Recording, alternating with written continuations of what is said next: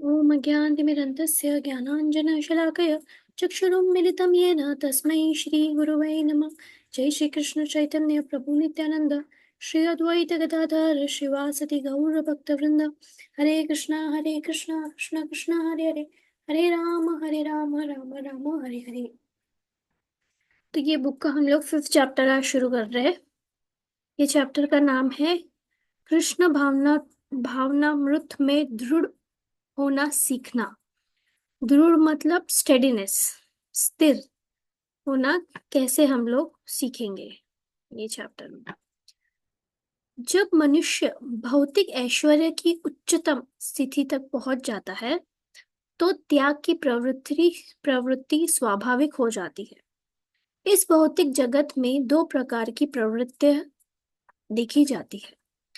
तो यहाँ पे बोल रहे हैं कि जब हम लोग हमारे जो भौतिक मटेरियल के जो भी हमारे डिजायर्स है या हमारे हमको सब कुछ मिल जाता है, फिर हम लोग त्याग का ये करते हैं। तब हम जब हमारा हम सब संतुष्ट हो जाते हैं, जब तो हम थोड़ा बहुत त्याग करने का या कुछ दान करने का ऐसा सोचते हैं।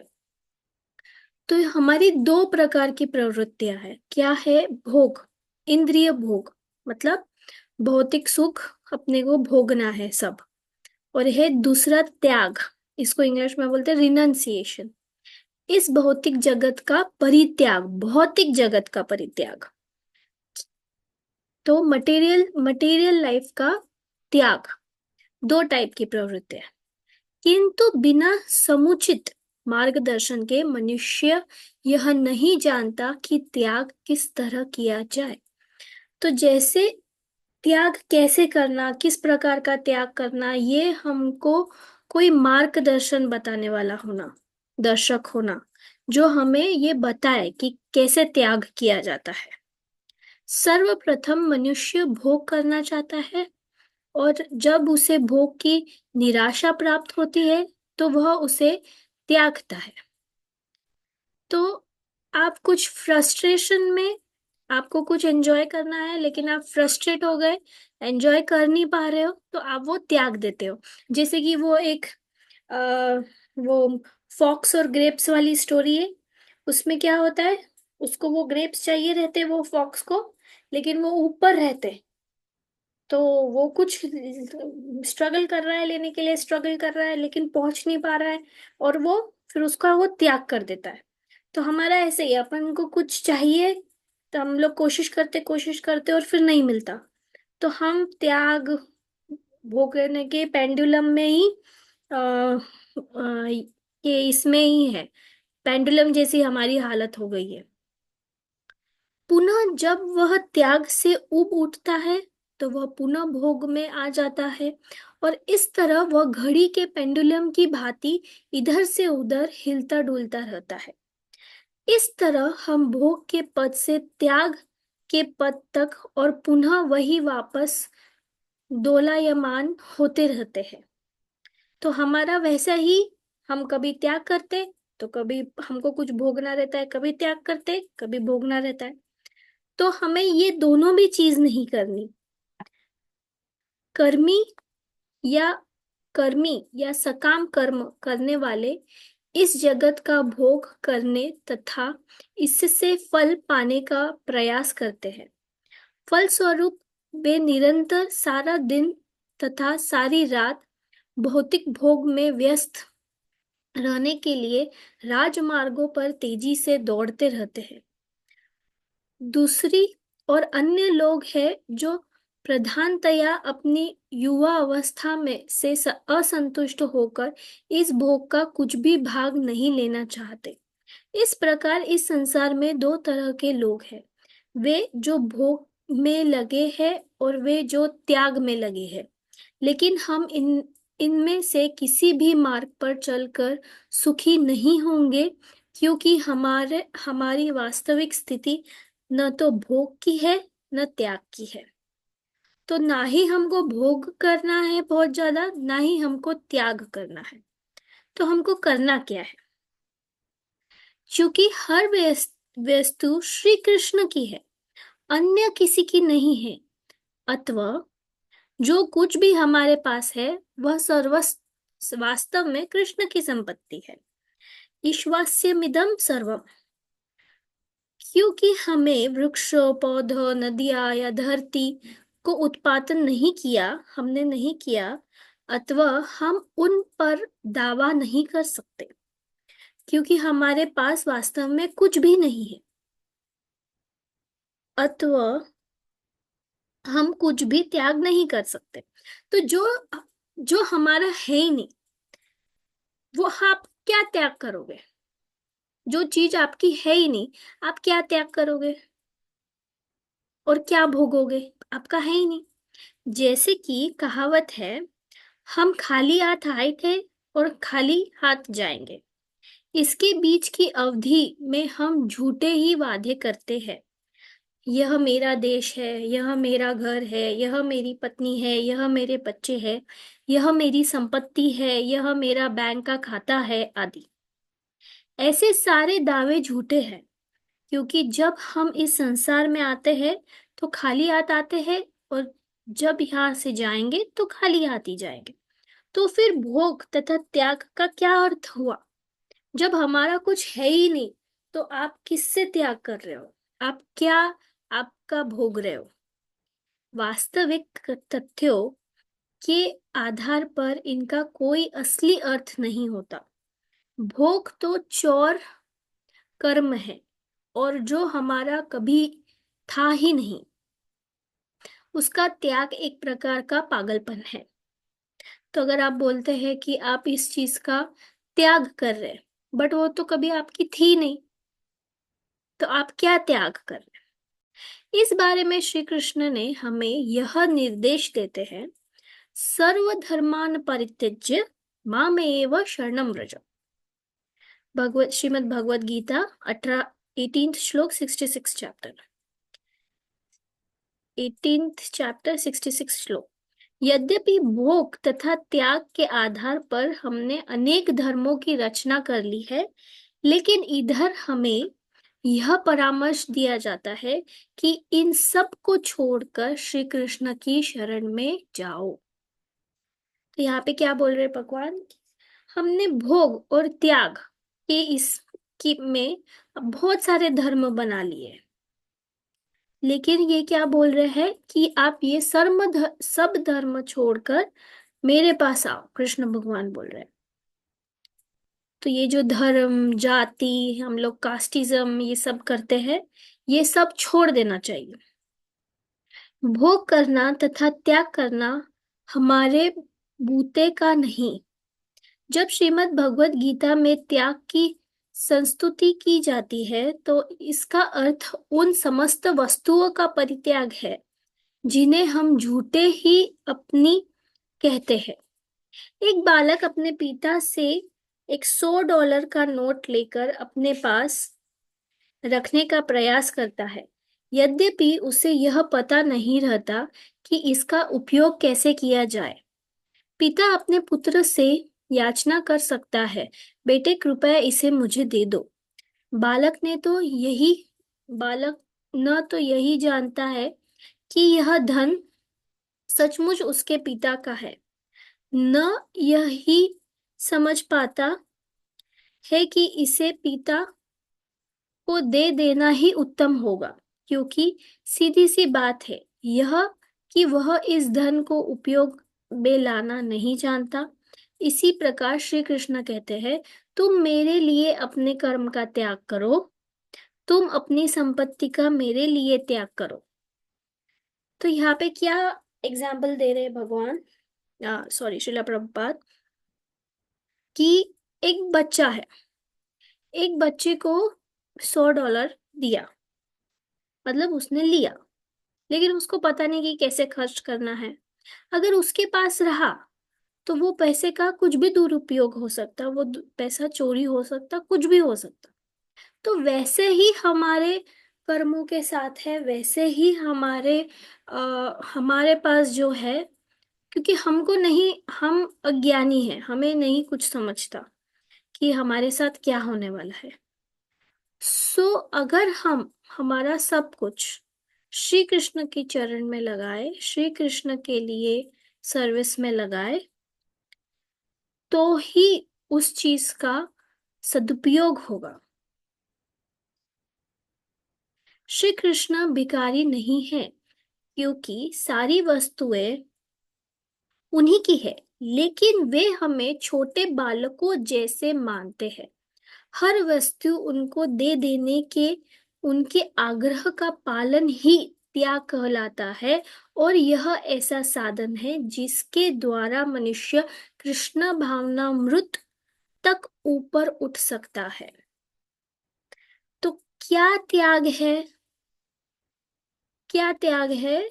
कि जो भी वस्तु, जो भी हमारा कर्म है, हम कृष्ण भावनामृत में लगाए, कान्हा जी के लिए लगाए, और हम हमारे भक्ति में आगे बढ़े।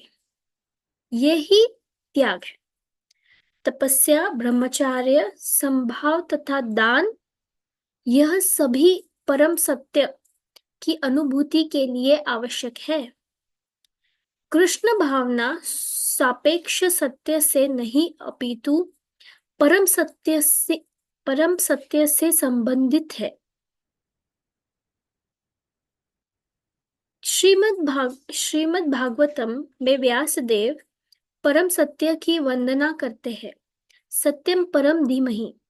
वे सापेक्ष सत्य को प्रणाम नहीं करते, अपितु अंतिम सत्य, परम सत्य को प्रणाम करते हैं।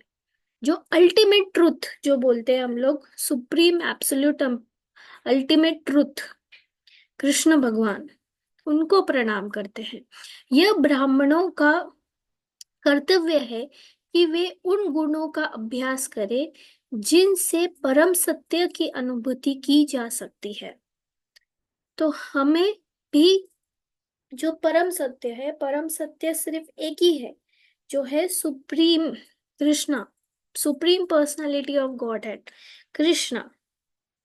अगर उनकी अनुभूति करनी है तो हमने हमारे जो गुण है या हमारी जो गुड क्वालिटीज है, उसी का अभ्यास हमने करना चाहिए और उसी में ऊपर उठना चाहिए। ब्राह्मण को स्वच्छता, सत्य, मन तथा इंद्रियों का निग्रह, सरलता आदि का अभ्यास करके तथा वेदों में और विशेष रूप से श्रीमद् भगवत गीता में श्रद्धा उत्पन्न करके योग्य बनना चाहिए। अब क्या क्या गुणों को, जैसे अभी ऊपर बोला कि हमें गुणों का अभ्यास करना चाहिए, तो क्या वो गुण है, क्या वो क्वालिटीज है? स्वच्छता, क्लीनलीनेस, सत्य, ट्रुथ, मन तथा इंद्रियों, मतलब अपना दिमाग, माइंड और अपने सेंसेस को कंट्रोल में रखना। सरलता मतलब डिसिप्लिन आदि का अभ्यास हमें, और वेदों में से भी किसका? श्रीमद् भगवत गीता के ऊपर श्रद्धा हमने रखना चाहिए। श्रीमद् भगवत गीता पे हमने बिलीव रख के उसमें जो बोला गया है वो करना, ये हमारा सर्वप्रथम उद्देश्य होना चाहिए। ये क्वालिटीज को हमने अपने आप में बढ़ाना चाहिए। जब श्री कृष्ण कहते हैं मैं परमेश्वर हूं, तो हमें मूर्खता पूर्वक नहीं, अपितु श्रद्धा और पूर्ण ज्ञान के साथ उन्हें स्वीकार करना चाहिए और इस स्वीकृति को अपने दैनंदिन जीवन में उतारना चाहिए। तो अगर श्री कृष्ण बोल रहे हैं मैं परमेश्वर हूं, तो वो हमने एक्सेप्ट करना चाहिए। और ऐसा नहीं कि आप ब्लाइंड फेथ करके वो एक्सेप्ट कर रहे हैं, आपको वो ज्ञान को समझना चाहिए कि वो क्यों है परमेश्वर, और वो एक्सेप्ट करके वो जो बोल रहे हैं वो सारे हमारे जीवन में हमने उसको फॉलो करना चाहिए।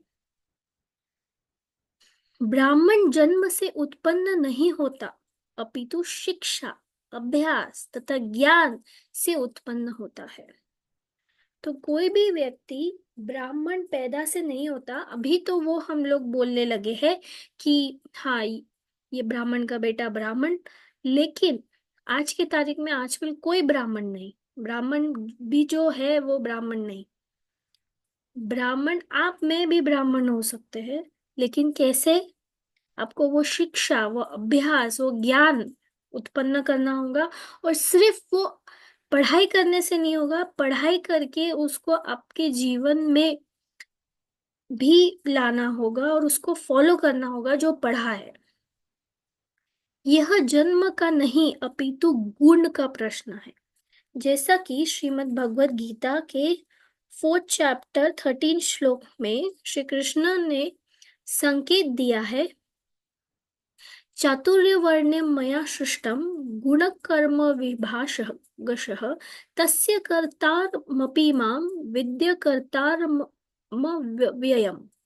भौतिक प्रकृति के 3 गुणों तथा उनके नियत कर्म के अनुसार मानव समाज के 4 विभाग मेरे द्वारा रचे गए हैं। यद्यपि मैं इस व्यवस्था का सत्रष्टा हूं, लेकिन तुम जान लो कि मैं फिर भी अविनाशी होने के कारण अकर्ता हूं। मतलब भगवान बोल रहे हैं कि मैंने सब कुछ रचना करी, बट फिर भी मैं नॉन डूअर हूं। फिर भी मैं नॉन डूअर। मनुष्य में केवल ब्राह्मण के गुण हो यह पर्याप्त नहीं है, अपितु उसे ब्राह्मण के समान कर्म भी करना चाहिए, क्योंकि मनुष्य के गुणों की परीक्षा कर्म से होती है। तो गुण तो आ गए आपके अंदर, आपने अभ्यास किया, गुण आ गए, लेकिन अगर उसको फॉलो नहीं किया तो आपके कर्म बनेंगे। तो आपको कर्म भी करना है उसके साथ। यदि कोई योग्यता प्राप्त इंजीनियर हो लेकिन घर में बैठा रहे और कार्य न करे, तो उसका क्या महत्व है? तो उसको काम करना पड़ेगा, उसको उस लेवल का काम करना पड़ेगा। अगर ब्राह्मण बने तो उसका कर्म भी करना पड़ेगा। इसी प्रकार जब तक मनुष्य ब्राह्मण के रूप में कर्म नहीं करता, तब तक उसके इस तरह तरह कहने से कोई लाभ नहीं कि मैं ब्राह्मण हूं। अतएव मनुष्य को चाहिए कि वह परम ब्रह्म भगवान श्री कृष्ण की सेवा में पूरी तरह से लगकर ब्राह्मण के समान कर्म करे। तो हमारा क्या, मनुष्य जीवन का क्या उद्देश्य होना चाहिए? श्री भगवान श्री कृष्ण की सेवा। परम सत्य की सेवा किस तरह की जा सकती है? यमेन नियमेन च, योग का अभ्यास अथवा परम ब्रह्म से संध होने की क्रिया यम तथा नियम पर आधारित है। संयम के बिना नियमों का पालन संभव नहीं हो सकता। संयम मतलब कंट्रोल। अगर अपने आप को अपने आप पे कंट्रोल नहीं है, कभी भी सो रहे, कभी भी उठ रहे, कभी भी खा रहे, अगर आपको ये सब चीजों का संयम नहीं है, आपके सेंसेस पे संयम नहीं है, आपके माइंड पे संयम नहीं है, तो आप कोई भी नियम का पालन नहीं कर सकते। अतएव मनुष्य को विचारवान बनना चाहिए और अपने आप को शुद्ध बनाना चाहिए। यदि कोई परीक्षा में उत्तीर्ण होना चाहता है तो उसे स्कूल जाना पड़ता है, स्कूल के नियमों का पालन करना होता है और पढ़ाई में कुछ कष्ट उठाना होता है, तभी वह क्रमशः सफल हो पाता है। यदि वह दिन भर सड़कों पर खेलता रहे तो फिर किस तरह वह सफलता की आशा कर सकता है? तो जैसे एक स्कूल के बच्चे को स्कूल जाना जरूरी है, स्कूल के सारे रूल्स एंड रेगुलेशंस फॉलो करना जरूरी है, पढ़ाई करना जरूरी है, वैसे ही हमें भी भक्ति के मार्ग पे सारे रूल्स एंड रेगुलेशंस फॉलो करना चाहिए। अतएव सुखदेव गोस्वामी जिस विधि का वर्णन कर रहे हैं, उसकी पहली आवश्यकता है तपस्या। जैसे पिछले चैप्टर में हमने देखा, भले ही तपस्या तथा ब्रह्मचार्य शायद कष्टप्रद लगे, क्योंकि हम प्रतिबंधित नहीं होना चाहते, लेकिन जो हम नियमित बन जाते हैं, तो ही पहले जो कष्टप्रद लग रहा है वह वास्तव में कष्टप्रद नहीं रह जाता। तो अपने को अपन एक बार करना शुरू करते, जब हम वो प्रैक्टिस करते करते जाते, तो वो ही जो चीज अपने को डिफिकल्ट लगती वो फिर डिफिकल्ट नहीं लगती। बस हमारी डिटर्मिनेशन की देरी है। और जब तक हम डिटर्मिनेशन नहीं आ जाता कि नहीं मुझे ये करना ही है, तब तक वो चीज हमको कठिन लगेगी। जैसे ही हमने सोच लिया हमारे दिमाग में कि नहीं मुझे ये करना ही है, फिर वो चीज कठिन नहीं लगेगी। व्यक्ति दो प्रकार के होते हैं, धीर तथा अधीर। मतलब पेशेंस जिसमें होता है और इम्पेशेंस। जब कोई उत्तेजना होते हुए भी या मानसिक क्षोभ का कारण उत्पन्न होने पर भी अपनी स्थिति में सुदृढ़ रहता है, वह धीर कहलाता है। अब पेशेंट व्यक्ति कौन है ये आपको पता है। जो कोई भी सिचुएशन आ जाए, कोई भी सर्कमस्टांस आ जाए, और वो पेशेंट है, वो मतलब उसने धीर धरी है, वो धीर व्यक्ति, पेशेंट व्यक्ति। धीर का उदाहरण संस्कृत के महान कवि कालिदास पंडित ने अपनी कृति कुमार संभव में दिया है, जो भगवान शिव जी से संबंधित है। ऐसे प्रतीत होता है कि जब देवता गुण असुरों से लड़कर हारने लगे, तो उन्होंने निश्चय किया कि उनकी रक्षा शिवजी के वीर्य से उत्पन्न सेनानायक द्वारा ही संभव है। लेकिन शिवजी उस समय ध्यान मगन थे, अतएव उनका वीर्य प्राप्त कर पाना अत्यंत कठिन था। अतएव उन्होंने उनके पास एक तरुण बाला पार्वती को भेजा, जो उनके सक्षम उपस्थित होकर उनके लिंग की पूजा करने लगी। यद्यपि वह बाला शिव जी के समक्ष बैठी थी और उनके लिंग को स्पर्श कर रही थी, किंतु वे ध्यान में स्थिर रहे। कालिदास कहते हैं, यह धीर का उदाहरण है, क्योंकि तरुणी बाला द्वारा उनका लिंग स्पर्श करने पर भी शिवजी अविचलित रहे अविचलित रहे। मतलब इतना उनको शिवजी के ऊपर इतना आ, मतलब वो बहुत इजीली विचलित हो सकते थे, लेकिन वो नहीं हुए विचलित, और वो बहुत पेशेंटली उस अपने ध्यान में ही रहे।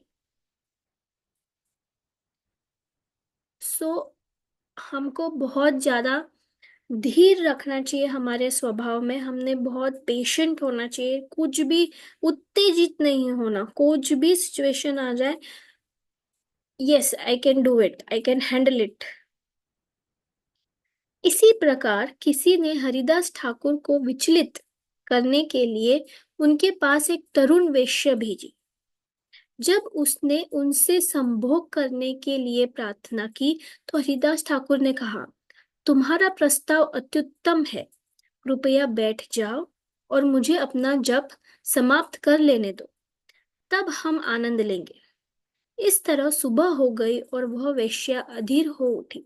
लेकिन हरिदास ठाकुर ने उत्तर दिया, मुझे अत्यंत खेद है कि मेरा जाप पूरा नहीं हो पाया। आज रात पुनः आना।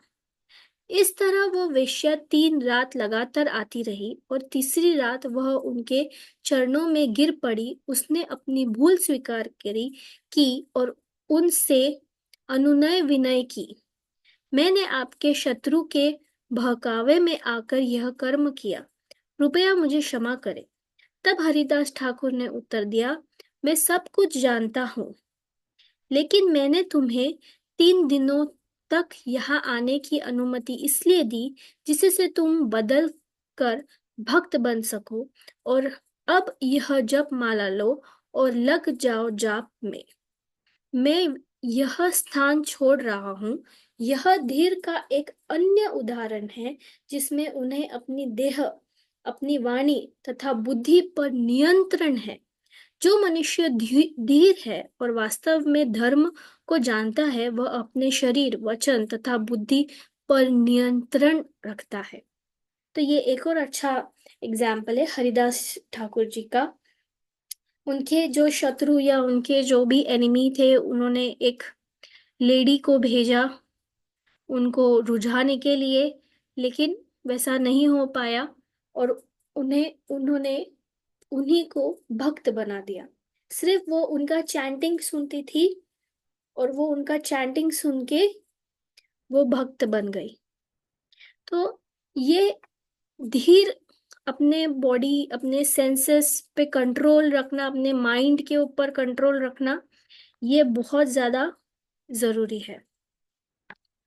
हम अनादिकाल से पाप कर्म करते आए हैं। हमें पता नहीं यह कब से आरंभ हुआ, लेकिन यह जीवन उन सारी त्रुटियों के सुधार के लिए है जिन्हें हम कर चुके हैं। यदि खेत में उगे अवांछित खरपतवार में आग लगा दी जाए तो वे सब जल जाते हैं। इसी तरह तपस्या की विधि से समस्त पाप कर्मों को समाप्त करके शुद्ध बना जा सकता है। लेकिन सुखदेव गोस्वामी एक वैकल्पिक विधि का सुझाव देते हैं। केचित् केवल्या भक्त्या वासुदेव परायणाः अधम धुन्वन्ति कात्सरण्ये निहारम् इव भास्करः। सामान्यतः यदि मनुष्य ब्रह्मचार्य, समता, दान आदि का तपोमय पवित्र जीवन बिताता है तो लोग कहेंगे कि वह अत्यंत पुण्य आत्मा है। लेकिन केवल कृष्ण भावना भावित होने से मनुष्य अपने पूर्व पापमय जीवन के समस्त फलों को नष्ट कर सकता है। सूर्य के उदय होते ही कोहरा मिट जाता है और श्री कृष्ण हजारों सूर्य की तरह तेज लेकर प्रकट होते हैं। तो यहाँ पे सुखदेव गोस्वामी क्या बोल रहे हैं कि ब्रह्मचार्य, समता, दान आदि का हम जब ये सब करते हैं तो हम पुण्य आत्मा कहलाएंगे। लेकिन हम अगर कृष्ण भावनामृत होते हैं तो हमारे ऑटोमेटिकली सारे पाप नष्ट हो जाते हैं। तो अभी जो हमको जो कलयुग में जो हमें दिया है कि हमें सिर्फ चैंटिंग करना है, सिर्फ चैंटिंग से ही हमारे सारे पाप मिट जाएंगे। ये हमको कलयुग में श्री चैतन्य महाप्रभु की मर्सी के वजह से हमें इतना इजी वे मिला है कृष्ण भावनामृत होने का। सो चैंटिंग, तो इससे ये जो अभी एक लाइन आई थी कि हम न जाने कितने सालों के पाप भुगत रहे हैं, उसका एक बहुत अच्छा एग्जाम्पल मुझे याद आया अभी, तो मैं वो बताती हूँ। जो भीष्म पितामह थे, भीष्म पितामह बहुत महान व्यक्ति थे। उन्हें जब युद्ध हुआ कुरुक्षेत्र का, तो उन्हें अपने 50 इयर्स पता थे। 50 साल, मतलब पिछले 50 साल उनको पूरे याद थे। तो उन्होंने सिर्फ महादेव से ये अपने गोविंद से, श्री कृष्ण से सिर्फ ये पूछा कि भगवान, मेरे को तो मेरे 50 साल पूरे पता है, मैंने ऐसा क्या किया कि मुझे ये कांटों के बेड पे आज लेटना पड़ रहा है, मतलब। तो बोले तुझे सिर्फ तेरे 50 साल पता है, मुझे तेरा पूरा जीवन पता है, 50 सालों के पहले का भी सब पता है, तेरे 50 जन्म, एक्चुअली जन्म। तो तो वो बोले जो तेरा 51st जन्म था उसके पहले का, तो उसमें तुम्हें एक कीड़े को एक कांटे के ऊपर लेटाया था। तो आज वही तेरी दशा हो रही है, तुझे भी कांटों के इस पे लेटना पड़ रहा है। तो हमारा कोई भी कर्म छूटता नहीं है, हमको सब भोगना ही पड़ता है, चाहे वो सुख हो या चाहे वो दुख हो। तो अब ये हमारे ऊपर है कि हमको कैसा रखना है। अगर हम कृष्ण भावनामृत नहीं हैं तो हमारे कर्म बंधेंगे। आप बोलेंगे कि मैं तो अच्छा काम कर रही हूँ, मैं तो टाइम पे उठ रही हूँ, टाइम पे सो रही हूँ, लेकिन अगर कृष्ण भगवान सेंटर में नहीं है तो आप वो कर्म कांड है, तो आप कर्म कांड कर रहे हो, चाहे फिर वो अच्छा हो या चाहे फिर वो बुरा हो। यह विधि केवल अत्यंत भाग्यशाली व्यक्ति द्वारा ही ग्रहण की जाती है। अतएव श्री चैतन्य महाप्रभु ने कहा, ऐ रूप ब्राह्मण भ्रमिते कौन भाग्यवान जीव, गुरु कृष्ण प्रसादे पाए भक्ति लता बीज। श्री कृष्ण तथा गुरु की दया से भगवा भाग्यवान व्यक्ति ब्रह्मांड भर में विविध योनियों में घूमने के पश्चात शुद्ध भक्ति के बीज को प्राप्त करता है। कृष्ण भावनामृत अत्यंत भाग्यशालियों के लिए है, क्योंकि एकमात्र इस विधि को स्वीकार करके मनुष्य तपस्या, त्याग, ब्रह्मचार्य आदि सारी कर्तव्यों को लांघ जाता है। सुखदेव गोस्वामी घोषित करते हैं, केचित केवल्य भक्त्या, जो अत्यंत भाग्यशाली होता है वही शुद्ध भक्ति की प्रक्रिया को ग्रहण करता है। केवल भक्ति शुद्ध अव्यभिचारिणी भक्ति की सूचक है, जिसमें श्री कृष्ण को प्रसन्न करने के लिए के अतिरिक्त और कोई इच्छा नहीं रहती। तो हमारा मेन उद्देश्य लाइफ का यही होना चाहिए कि भगवान हमसे कैसे प्रसन्न हो, हम भगवान के लिए क्या करें।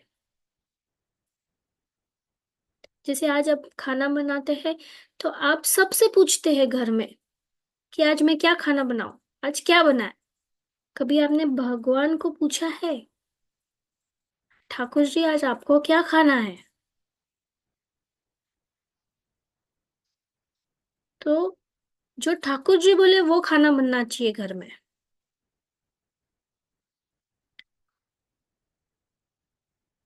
किसी को अपनी आय बढ़ाने मात्र के उद्देश्य से भक्ति नहीं करनी चाहिए।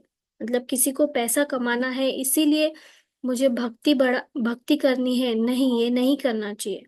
हम सुखी बनने के लिए धन चाहते हैं, लेकिन यदि हम कृष्ण भावनामृत ग्रहण कर ले तो हम स्वतः इतने सुखी हो जाएंगे कि हम धन की कर उपेक्षा करने लगेंगे। धन तो स्वतः आएगा, सुख भी मिलेगा, इनके लिए अलग से उद्यम करने की आवश्यकता नहीं है। आज ही मम्मी को ये लाइन बोली मैंने। हमें कुछ और करने की जरूरत ही नहीं है, क्योंकि श्री कृष्ण को हमसे ज्यादा वो हमें अच्छे से जानते हैं और उन्हें पता है कि हमें इस टाइम पे किस चीज की जरूरत है।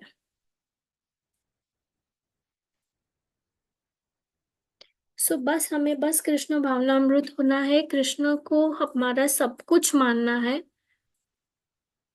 ठीक है, नेक्स्ट पैराग्राफ से हम लोग कल पढ़ते हैं। ठीक है, हरे कृष्णा।